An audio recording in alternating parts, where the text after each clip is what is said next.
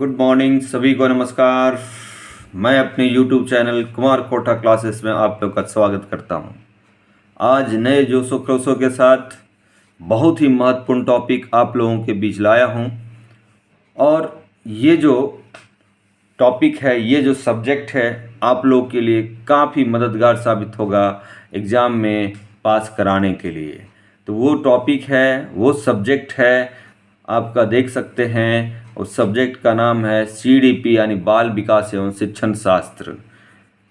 बाल विकास एवं शिक्षण शास्त्र से क्वेश्चन झारखंड टेट और पारा शिक्षा आकलन परीक्षा में काफ़ी मददगार साबित होगा, जहां ये काफ़ी इसका योगदान रहता है, काफ़ी ये महत्वपूर्ण रहता है।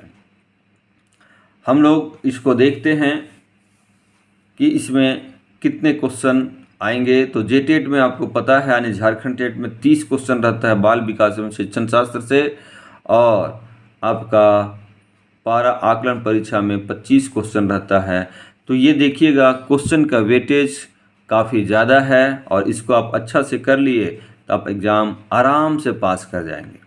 तो इस चैनल के माध्यम से आप लोगों के लिए आज से पहली बार स्टार्ट होने जा रहा है CDP का जो सीरीज चलेगा। CDP का वो है आपका मॉक टेस्ट 1 से लेके, जब तक एग्ज़ाम नहीं होता है तब तक आप लोग को हम ये CDP का मॉक टेस्ट कराते रहेंगे। आज मॉक टेस्ट 1 है, इसी तरह से एग्ज़ाम तक आप लोग का जितना भी मॉक टेस्ट हम करा पाएँ वो आप लोग के काफ़ी मददगार साबित होगा, आप लोग के लिए काफ़ी फ़ायदेमंद साबित होगा। तो चलिए चलते हैं आज आप लोग का सब्जेक्ट बाल विकास एवं शिक्षण शास्त्र पे। परंतु उससे पहले एक अनुरोध है, मेरे YouTube channel Kumar Kota classes को आप लोग सब्सक्राइब कर लीजिएगा, लाइक कीजिएगा और दोस्तों को शेयर ज़रूर कीजिएगा, ताकि आपको जो भी वीडियो हम अपलोड करेंगे, वीडियो जो डालेंगे, समय समय से आपको नोटिफिकेशन मिलते रहे और आप इस चैनल के माध्यम से अपने सब्जेक्ट में कुछ बेहतर कर पाएँ, कुछ नंबर अच्छा ले आएँ। यही हमारी कोशिश रहेगा, यही हमारा आपके लिए सहयोग रहेगा। तो चलते हैं, आज का पहला क्वेश्चन आप देख सकते हैं CDP का चाइल्ड डेवलपमेंट और शिक्षण शास्त्र में पहला क्वेश्चन जो आपका है वो है अधिगम को प्रभावित करने वाला कारक कौन है। पहला क्वेश्चन क्या है, अधिगम को प्रभावित करने वाला कारक कौन है। तो ऑप्शन देख सकते हैं हम लोग, पहला है संचार के साधन, दूसरा है समन्वयक समूह, तीसरा है अध्यापक, चौथा है परिपक्वता और आयु। तो आंसर आप देख सकते हैं, आंसर क्या होगा, आंसर होगा परिपक्वता और परिपक्वता और आयु। ये जो है इसका आंसर होगा। तो हम लोग ये देख लिए, पहला का आंसर क्या होगा, आंसर नंबर 4 जो आपको हम ग्रीन कर दिए हैं। दूसरा क्वेश्चन हम लोग देखते हैं। दूसरा क्वेश्चन आप लोग के सामने है, निम्नलिखित में से कौन सा कारक अधिगम को सकारात्मक प्रकार से प्रभावित करता है। कौन सा ऐसा कारक है जो अधिगम को सकारात्मक रूप से प्रभावित करता है। तो आप देखते हैं, ऑप्शन देख सकते हैं। पहला ऑप्शन है अनुत्तीर्ण हो जाने का भय, दूसरा सहपाठियों से प्रतियोगिता, तीसरा अर्थपूर्ण संबंध, चौथा माता पिता की ओर से दबाव। तो आप इसमें देख सकते हैं ये चारों में हम लोग ऑप्शन अगर चलते हैं, ऑप्शन अगर देखते हैं, आंसर क्या होगा। अरे अधिगम को सकारात्मक रूप से जो प्रभावित करता है वो कारक है कि विद्यार्थियों में अनुत्तीर्ण होने के भय काफ़ी रहता है, जिसके चलते वो अच्छा से सीखते हैं, अच्छा से अपना अधिगम करते हैं। चलिए तीसरा क्वेश्चन चलते हैं। तीसरा क्वेश्चन आप देख सकते हैं। तीसरा क्वेश्चन हम लोग का है संज्ञानवाद, संज्ञानात्मक विकास का अर्थ है। संज्ञानात्मक विकास का क्या अर्थ है ये हम लोग समझते हैं। तो संज्ञानात्मक विकास का अर्थ में देखिए, आपका ऑप्शन है अभियोग्यता, योग्यता का विकास, बच्चों का विकास, तीसरा शारीरिक कौशल का विकास, चौथा व्यक्तिगत विकास। यानी संज्ञानात्मक विकास का जो अर्थ होता है वह क्या होता है। तो हम लोग जानते हैं कि संज्ञानात्मक विकास का अर्थ होता है अभियोग्यता का विकास करना, अभियोग्यता का विकास करना। तो आंसर नंबर 1 होगा, यानी ये होगा। ठीक है, नेक्स्ट क्वेश्चन चलते हैं। अधिगम का व्यवहारिक सिद्धांत निम्न है। अधिगम का जो है व्यवहारिक सिद्धांत निम्न है। व्यवहारिक सिद्धांत अधिगम का क्या है ये आपको बताना है। तो अधिगम का व्यवहारिक सिद्धांत में देखिएगा, सहसंबंध प्रतिक्रिया का सिद्धांत, स्किनर का क्रिया प्रसूत अधिगम का सिद्धांत, प्रबलन का सिद्धांत, उपयुक्त में सभी। तो अधिगम का जो व्यवहारिक सिद्धांत है यानी बिहेवियर से संबंधित है, व्यवहारवाद से जो संबंधित है, उसमें देखिएगा ये चारों का चारों आपको सही मिलेगा यानी आंसर नंबर डी होगा। आंसर नंबर डी होगा, क्योंकि स्किनर का क्रिया प्रसूत सिद्धांत भी दिया गया, प्रबलन का सिद्धांत दिया गया है, संबंध प्रतिक्रिया का सिद्धांत अधिगम का व्यवहारिक सिद्धांत के अंतर्गत आता है। तो आंसर होगा यानी 4, जो आपको हम ग्रीन कलर से कर दिए हैं।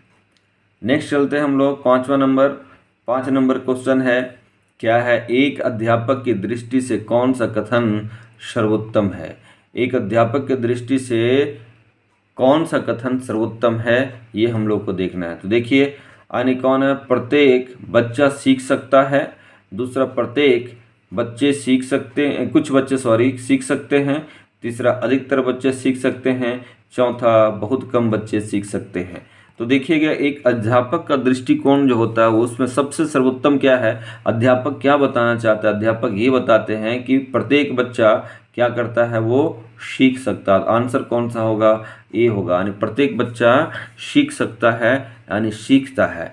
एक अध्यापक यही दृष्टिकोण होता है, हर एक बच्चा सेम है, सभी लोग सीख सकते हैं।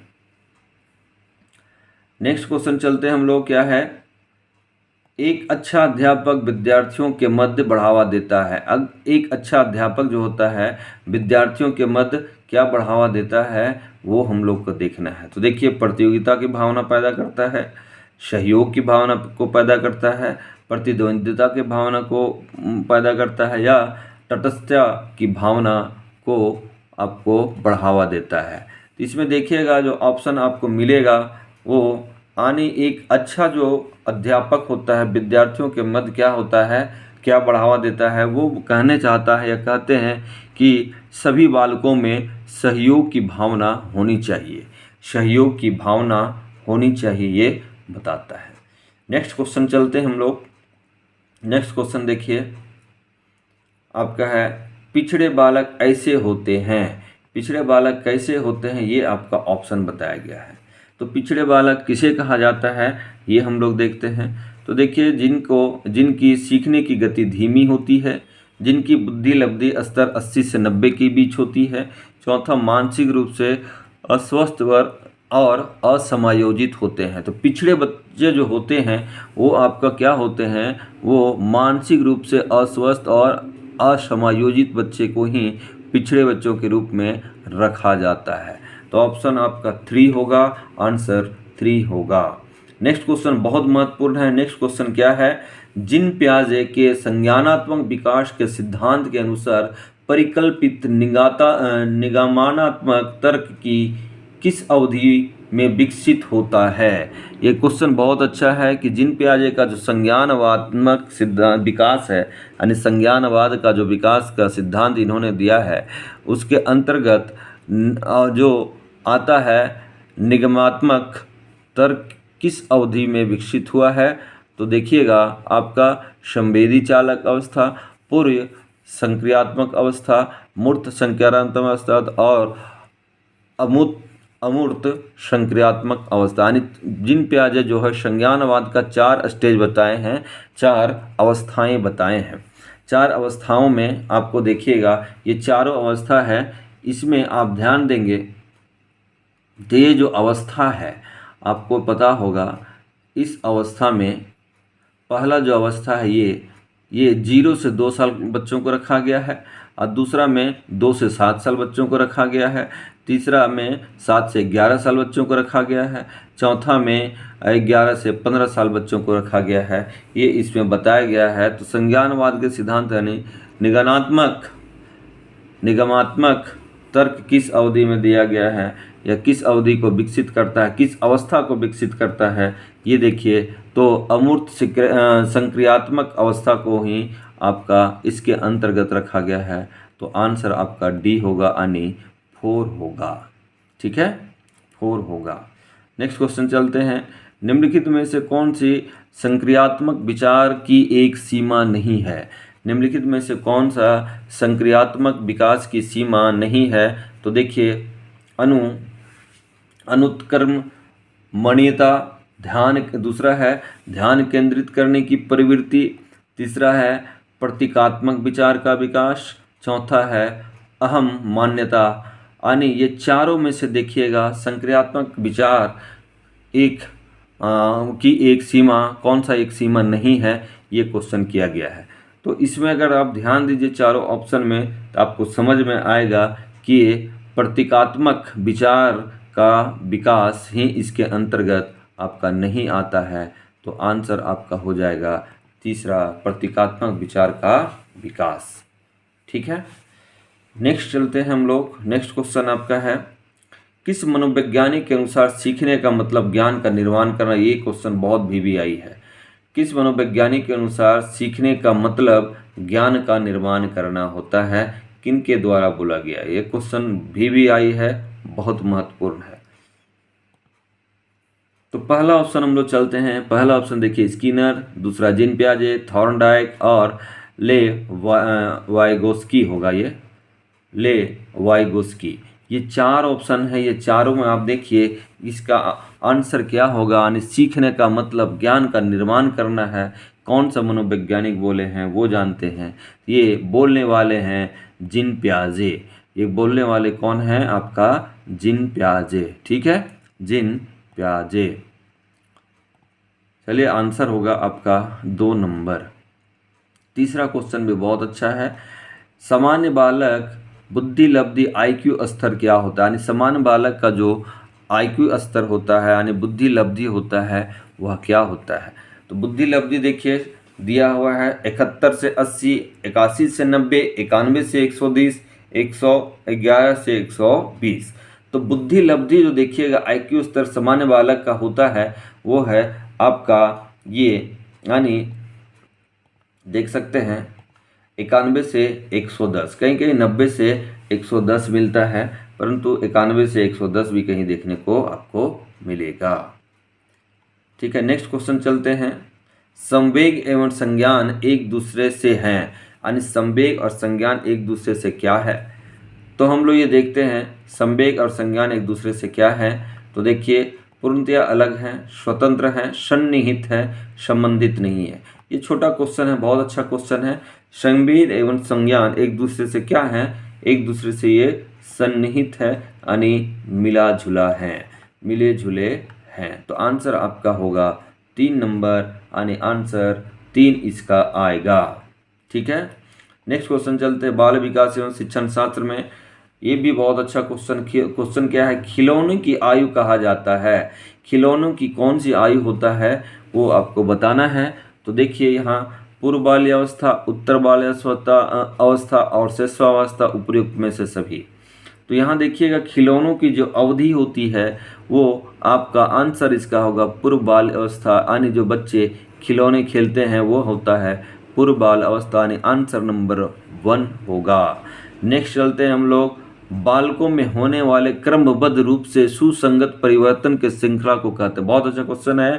क्वेश्चन क्या है? बालकों में होने वाले क्रमबद्ध रूप से सुसंगत परिवर्तन की श्रृंखला को कहते हैं। क्या कहते हैं? तो देखिए ऑप्शन है बुद्धि, विकास, संस्कृति और समावेशन। यानी क्रमबद्ध रूप से सुसंगत परिवर्तन जो होता है उसे क्या कहा जाता है? तो देखिएगा जो क्रमबद्ध रूप से होता है उसे हम लोग कहते हैं विकास कहते हैं। उसे क्या कहते हैं? विकास कहते हैं। ठीक है, समझ रहे हैं? नेक्स्ट क्वेश्चन चलते हैं। शिशु में कब भय एवं क्रोध से संबंधित संवेग का विकास होने लगता है? यानी शिशु जो होता है उसमें कब भय और क्रोध से संबंधित आपका विकास होने लगता है? कौन सा ऐसा समय है, कौन सी ऐसी आयु है जो ये संबंधित संवेग यानी क्रोध और भय होने लगता है? तो पहला ऑप्शन देखिए 6 माह, 1 वर्ष, 1.5 वर्ष, 2 वर्ष। तो यहाँ आप ध्यान देने की बात है या ध्यान दीजिए, तो इसका जो आंसर होगा यानी भय और क्रोध होता है वो आपका 1 ईयर होता है, यानी 1 साल के शिशु या बच्चे के द्वारा, 1 ईयर के शिशु एवं बच्चे। ठीक है, नेक्स्ट क्वेश्चन हम लोग चलते हैं। बहुत अच्छा क्वेश्चन है। गर्भ में बालक को विकसित होने में कितने दिन लगते हैं? ये क्वेश्चन बहुत ही महत्वपूर्ण है। ये क्वेश्चन बहुत महत्वपूर्ण है। तो देखिए 150 दिन, 280 दिन, 390 दिन, 460 दिन। तो इसका आंसर होगा, यानी गर्भ में जो बालक विकसित होने में जो समय लगता है वो टोटल लगता है 280 दिन का समय लगता है, यानी आंसर 2 होगा। आंसर 2 होगा। ठीक है, नेक्स्ट क्वेश्चन चलते हैं। माता पिता से वंशजों को स्थानांतरित होने वाले लक्षणों को क्या कहा जाता है? यानी माँ बाप से जो अपने वंशज को स्थानांतरित होने वाला जो लक्षण है उसे क्या कहा जाता है? तो ऑप्शन हम लोग देख सकते हैं। ऑप्शन है पर्यावरण, जीन, या आनुवांशिकता, या होम्योस्टैटिस। यानी ये 4 हैं। चारों में देखना है कि जब स्थानांतरित माता पिता से वंशजों में होता है वो कौन सा लक्षण कहा जाता है, कब होता है, कैसे होता है, ये इसमें पूछा गया है। तो जब यहाँ क्वेश्चन ही दे दिया माता पिता से वंशजों में स्थानांतरित होगा, वह कौन सा होगा? आनुवांशिकता होगा, यानी हेरिडिटी होगा। आंसर क्या होगा? Answer number 3, heredity. नेक्स्ट चलते हैं। शिक्षा के अधिकार अधिनियम 2009 में एक अध्यापक को निम्न में से किस दायित्व को पूरा करना होगा? यानी शिक्षा के अधिकार अधिनियम के आधार पर एक अध्यापक को निम्न में से किस दायित्व को पूरा करना होगा? कौन सा दायित्व होगा? यानी शिक्षा अधिनियम अधिकार अधिनियम के तहत 2009। तो देखिए पहला ऑप्शन है विद्यालय में नियमित रूप से समय पर उपस्थित होना। दूसरा, पाठ्यक्रम का संचालन कर पूरा करना। तीसरा, संपूर्ण पाठ्यक्रम को निर्धारित समय में पूरा करना। या चौथा, उपयुक्त में से सभी। तो शिक्षा का अधिकार अधिनियम कहता है, क्या कहता है कि विद्यालय में नियमित रूप से समय पर उपस्थित होना अनिवार्य है। दूसरा है पाठ्यक्रम का संचालन कर पूरा करना होगा। तीसरा है संपूर्ण पाठ्यक्रम को निर्धारित समय में पूरा करना होगा। यानी इसका आंसर सभी का सभी सही है। आंसर सभी का सभी सही है। ठीक है, नेक्स्ट क्वेश्चन चलते हैं। नेक्स्ट क्वेश्चन है बच्चों की रुचि बनाए रखने के लिए आप कौन सी विधि का चयन करेंगे? यानी शिक्षक जो है बच्चों को रुचि बनाए रखने के लिए कौन सा विधि का प्रयोग करेंगे, ये क्वेश्चन किया गया है। तो ऑप्शन देखिए, बच्चों को पढ़कर आने को कहेंगे और प्रश्न पूछेंगे। दूसरा है स्वयं गतिविधि करेंगे तथा बच्चों को बताएंगे। तीसरा है आप गतिविधि में बच्चों को शामिल किया जाएगा। आप नहीं होगा, ये आम होगा, आम गतिविधि में बच्चों को शामिल किया जाएगा। चौथा आपका होगा बच्चों को स्वयं गतिविधि करने के लिए देंगे। यानी बच्चों में जो रुचि बनाए रखने के लिए कौन सा विधि का प्रयोग, ये 4 विधि दिया हुआ है। तो इन चारों में सबसे सटीक आपको जो दिखेगा वह है कि रुचि बनाए रखने के बच्चों को स्वयं गतिविधि करने के लिए आप अगर छोड़ दीजिएगा तो बच्चे उसमें अच्छा खासा रुचि लेके वो काम करेंगे। यानी ऑप्शन आपका देख सकते हैं इसका क्या होगा, यानी ऑप्शन नंबर 4, यानी आंसर 4 होगा। ठीक है, नेक्स्ट क्वेश्चन चलते हैं। समावेशी शिक्षा। नेक्स्ट क्वेश्चन क्या चलते हैं? समावेशी शिक्षा का सिद्धांत पर आधारित है। समावेशी शिक्षा का सिद्धांत जिसमें यानी को एजुकेशन कहिए, सभी यानी बालक और बालिका साथ में समावेशी शिक्षा में काम करते हैं, उस पर एक क्वेश्चन किया गया है। तो ऑप्शन देखिए आप क्या क्या है, समता एवं समान अवसर, विश्व बंधुता, सामाजिक अस्तित्व एवं वैश्वीकरण और सामाजिक संतुलन। ये चारों में सबसे बेहतर, सबसे अच्छा जो आपको मिलेगा वह क्या है? समावेशी शिक्षा क्या कहता है? बोलता है समता एवं समान अवसर देना चाहिए या देना अनिवार्य है। तो ऑप्शन नंबर 1 होगा। ठीक है, ऑप्शन नंबर 1 होगा। नेक्स्ट क्वेश्चन चलते हैं हम लोग। निम्नलिखित में से कौन सा कारक व्यक्तित्व को प्रभावित करते हैं? बहुत अच्छा क्वेश्चन, पर्सनालिटी पे है। यानी निम्नलिखित में से कौन सा कारक है जो व्यक्तित्व को प्रभावित करता है? तो पहला देखिए दैहिक या वंशानुक्रम संबंधी कारक। दूसरा है मनोवैज्ञानिक कारक। तीसरा है पर्यावरण कारक। चौथा है प्रयोगात्मक कारक। ये चारों में से देखिए सबसे सटीक 1 2 3 4 2 4। तो यहाँ ध्यान देने के बाद व्यक्तित्व को प्रभावित करता है। तो व्यक्तित्व को कौन सा प्रभावित करता है ये हम लोग देखते हैं। तो व्यक्तित्व को प्रभावित करने वाला पहला है दैविक एवं वंशानुगत संबंधी कारक, यानी पर्सनालिटी जो होता है वो आपका वंशानुक्रम होता है। दूसरा हम लोग देख सकते हैं इसमें जो आएगा वह होगा आपका मनोवैज्ञानिक कारक, और तीसरा होगा पर्यावरणीय कारक, यानी होगा इसका आंसर 1, 2 और 3। 1, 2, 3 इसका आंसर होगा। ठीक है, नेक्स्ट चलते हैं हम लोग। बहुत अच्छा क्वेश्चन है ये।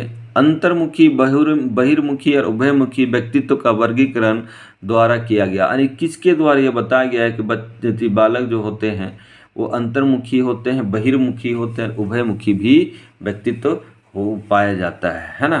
तो ये किनका कहना है? बहुत अच्छा क्वेश्चन है। कैचनर का, सेल्डन का, युग का या स्पेंजर का?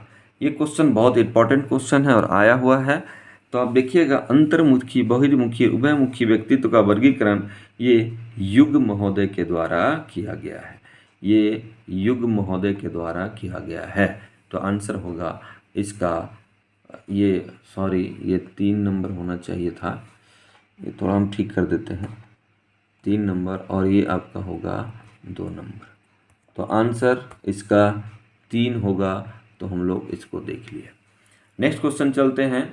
नेक्स्ट क्वेश्चन, व्यक्तित्व सीखने योग्य व्यवहारों का आदर्श संग्रह है, यह कथन किसका है? एक कथन है, ये कोटेशन है, व्यक्तित्व जो है सीखने योग्य व्यवहारों का आदर्श संग्रह है, ये किनका कहना है? तो देखिए यहाँ 4 ऑप्शन है, ब्रूनर है, स्किनर है, पियाजे है या फ्राइड है। ये चारों यहाँ ऑप्शन है। तो सीखने योग्य व्यवहारों का आदर्श है, यह किसका कथन है? तो यह कथन आप लोग को पता है, यह कथन स्किनर महोदय का है। किसका है? स्किनर महोदय का है। ठीक है, स्किनर महोदय का है। ठीक है, यहाँ तक कंप्लीट हो गया। अब नेक्स्ट क्वेश्चन चलते हैं। नेक्स्ट क्वेश्चन हम लोग देखते हैं क्या है। नेक्स्ट क्वेश्चन है, अंतर्दृष्टि यानी सूझ द्वारा सीखने के सिद्धांत कोहल ने प्रयोग किया था। अंतर्दृष्टि द्वारा सीखने के सिद्धांत कोहल ने प्रयोग किया था। तो यहाँ आप देख सकते हैं ये इसका होगा कुत्ते पर, वनमानुष पर या चिंपैंजी, उसी को बिल्ली पर या चूहे पर, यानी सूझबूझ या अंतर्दृष्टि या ज्ञान का जो द्वारा सीखने का सिद्धांत कोहलर, ये कोहलर है, कोहल हो गया है, कोहलर होगा, कोहलर ने प्रयोग किया। किसके ऊपर कोहलर ने प्रयोग किया है? तो देखिए कुत्ता है, वनमानुष है और बिल्ली है और चूहा है। तो इसमें देखिएगा कोहलर महोदय अमेरिकी सेना में भर्ती थे, अमेरिकी सेना में कार्यरत थे। इनको एक टापू पे जाने का मौका मिला जहां आपका वनमानुष यानी चिंपैंजी पाए जाते थे। इस पर ही इन्होंने ये सिद्धांत प्रस्तुत किया। ठीक है, उसी प्रयोग करके सिद्धांत इन्होंने प्रस्तुत किया। नेक्स्ट क्वेश्चन चलते हैं। निम्नलिखित में से सिगमंड फ्राइड के, ये यहाँ हाईलाइट करते हैं, देखिएगा, निम्नलिखित में से सिगमंड फ्राइड के किस तत्व के अंतर्गत मानव में नैतिक, सामाजिक एवं सांस्कृतिक मूल्यों का विकास हुआ है? यानी इसमें क्वेश्चन क्या है, निम्नलिखित में से सिगमंड फ्राइड ने किस तत्व के अंतर्गत मानव में नैतिक, सामाजिक एवं सांस्कृतिक मूल्यों का विकास किया है? तो देखिए इदम है, अहम है, परा अहम है, ये सभी है। यानी सिगमंड फ्राइड जो हैं वो 3 तरह से दिए हैं, इदम दिए हैं, इड दिए हैं, इदम दिए हैं, अहम दिए हैं, परा अहम दिए हैं। तो आपको आंसर इसमें देखिएगा यह मिलेगा, वो आंसर होगा परा अहम। कौन सा आंसर होगा? परा अहम होगा। ठीक है, परा अहम। नेक्स्ट क्वेश्चन चलते हैं। अधिगम में प्रयत्न व भूल के सिद्धांत का प्रतिपादन क्या है? यानी अधिगम में प्रयत्न और भूल के सिद्धांत के प्रतिपादक कौन है, ये आपको बताना है। तो देखिए ऑप्शन है पावलोव, हेगार्डी, थॉर्नडाइक या हर्ले। ये चारों में से आप देख सकते हैं अधिगम में प्रयत्न एवं भूल का सिद्धांत भी इसको कहा जाता है। प्रयत्न एवं भूल का सिद्धांत दिए हैं कोहलर महोदय के द्वारा बताया गया है। तो इसमें देखते हैं जो आंसर होगा ये होगा, ये थॉर्नडाइक महोदय के द्वारा, इसको आप थोड़ा करेक्ट कर लेंगे। प्रयत्न और भूल का सिद्धांत जो दिए हैं, वो प्रयत्न एवं भूल का सिद्धांत जिनके द्वारा दिया गया है वो हैं आपका थॉर्नडाइक महोदय। वो कौन है? थॉर्नडाइक महोदय। नेक्स्ट चलते हैं, क्रोध या भय प्रकार है। क्रोध या भय कैसा प्रकार है, किसका प्रकार है, ये हम लोग देखते हैं, क्रोध और भय। तो इसमें देखिएगा पहला ऑप्शन है अभिप्रेरणा के, परिकल्पना के, संवेग के या मूल प्रवृत्तियों के। यानी भय या क्रोध या भय किसका प्रकार है, कैसा प्रकार है, ये हम लोग को देखना है।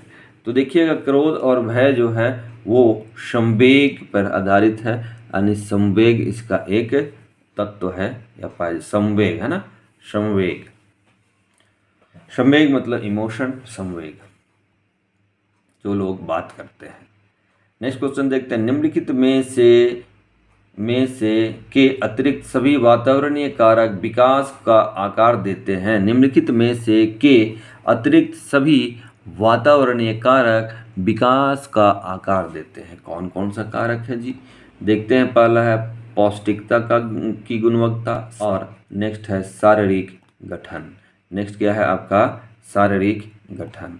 तो ये देख सकते हैं हम लोग, इसमें आंसर जो होगा इसका, तो ध्यान देने की बात है, यह जो है वो शारीरिक गठन होगा, शारीरिक गठन होगा, क्योंकि वातावरण कारक विकास को आकार देता है ना, वो है आपका शारीरिक गठन। नेक्स्ट क्वेश्चन देखते हैं, मूल्यांकन का मुख्य उद्देश्य होना चाहिए।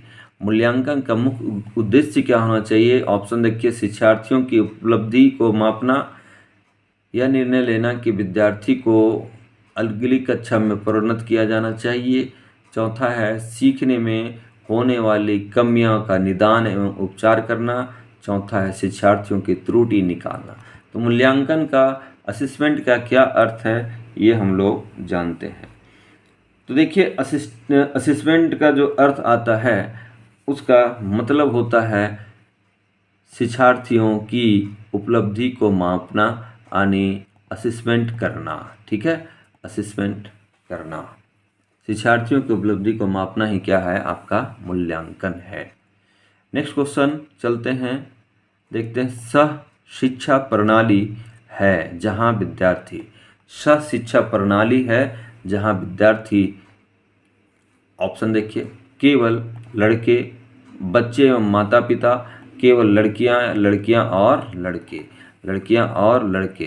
तो आप देखिए इसमें चारों ऑप्शन में जो सह शिक्षा प्रणाली है वो डिपेंड करता है, यानी जो जहाँ विद्यार्थी क्या होते हैं, दोनों प्रकार होते हैं, यानी लड़की और लड़का दोनों वहाँ पढ़ते हैं, यानी सह शिक्षा प्रणाली यही बताता है।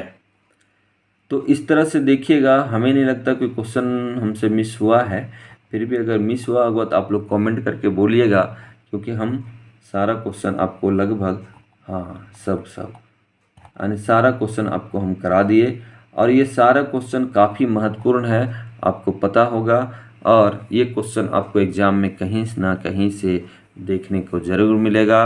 तो चलिए, आज आपका 30 क्वेश्चन मॉक टेस्ट 1 में है, कल फिर मॉक टेस्ट 2 होगा, जो आपका सीरीज चलते रहेगा। आपका 30 क्वेश्चन आपको कंप्लीट सिलेबस के आधार पे आपको हम देंगे। तो फिर आपसे पुनः अनुरोध है कि इस चैनल को देखने के लिए या नए नए वीडियो देखने के लिए मेरे YouTube चैनल कुमार खौठा क्लासेस को आप लोग सब्सक्राइब कर लीजिएगा, लाइक कर दीजिएगा और दोस्तों को शेयर कीजिएगा। ठीक है, तो आज के लिए आप लोग का बहुत बहुत धन्यवाद। फिर मिलते हैं मॉक टेस्ट नंबर 2 में, और फिर आगे देखते हैं हम लोग क्वेश्चन। धन्यवाद।